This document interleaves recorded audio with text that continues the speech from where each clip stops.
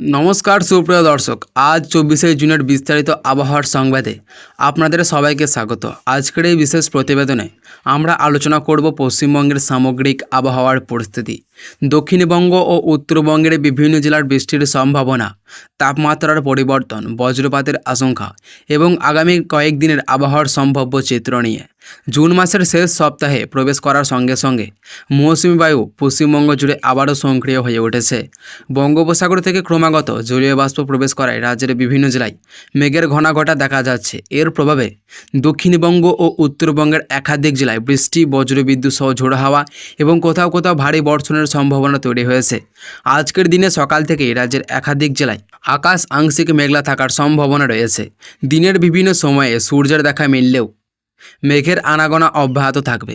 দুপুরের পর থেকে বৃষ্টির কার্যকলাপ বৃদ্ধি পাওয়ার সম্ভাবনা রয়েছে। এবার দক্ষিণবঙ্গের আবহাওয়ার খবরে আসা যাক।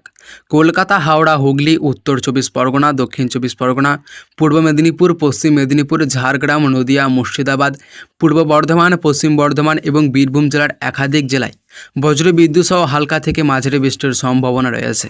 কলকাতা শহরে সকাল থেকেই আর্দ্রতার পরিমাণ বেশি থাকায় অস্বস্তিকর গরম অনুভূত হতে পারে। তবে দুপুরের পর মেঘ জমে বজ্রবিদ্যুৎ সহ বৃষ্টি শুরু হওয়ার সম্ভাবনা রয়েছে। কিছু কিছু এলাকায় অল্প সময়ের জন্য ভারী বৃষ্টিও হতে পারে। শহরের সর্বোচ্চ তাপমাত্রা 31 থেকে 33 ডিগ্রি সেলসিয়াসের মধ্যে থাকতে পারে এবং সর্বনিম্ন তাপমাত্রা 26 থেকে 27 ডিগ্রি সেলসিয়াসের মধ্যে থাকতে পারে। হাওড়া ও হুগলি জেলায় বিকেলের দিকে বৃষ্টির সম্ভাবনা সবচেয়ে বেশি। দমকা হাওয়ার গতিবেগ ঘন্টায় 50 থেকে 60 কিলোমিটার পর্যন্ত পৌঁছাতে পারে। বজ্রপাতের সময় নিরাপদ স্থানে থাকার পরামর্শ দেওয়া হয়েছে। মুর্শিদাবাদ, নদিয়া, বীরভূম জেলায় দিনের শেষ ভাগে বৃষ্টির পরিমাণ কিছুটা বাড়তে পারে। কৃষকদের জমিতে পর্যাপ্ত আর্দ্রতা বজায় থাকলেও অতিরিক্ত জল জমে গেলে দ্রুত নিষ্কাশনের ব্যবস্থা করতে হবে। এবার উত্তরবঙ্গের আবহাওয়ার দিকে আসা যাক। দার্জিলিং, কালিম্পং, জলপাইগুড়ি, আলিপুরদুয়ার, কোচবিহার, মালদা, উত্তর দিনাজপুর জেলায় বিভিন্ন সময়ে হালকা থেকে মাঝারি বৃষ্টিপাতের সম্ভাবনা রয়েছে। দার্জিলিং ও কালিম্পংয়ে পাহাড়ি এলাকায় সারাদিন মেঘলা আকাশ থাকতে পারে। মাঝে মধ্যে বৃষ্টির ঝাপটা দেখা যেতে পারে। কিছু এলাকায় কুয়াশার কারণে দৃশ্যমানতা কমে যেতে পারে।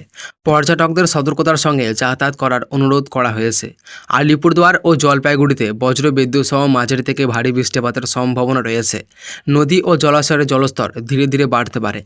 নিচু এলাকায় জল জমার আশঙ্কাও উড়িয়ে দেওয়া যাচ্ছে না।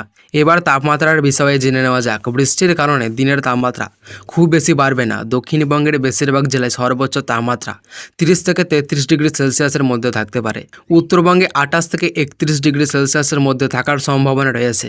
রাতের তাপমাত্রা 24 থেকে 27 ডিগ্রি সেলসিয়াসের মধ্যে থাকতে পারে।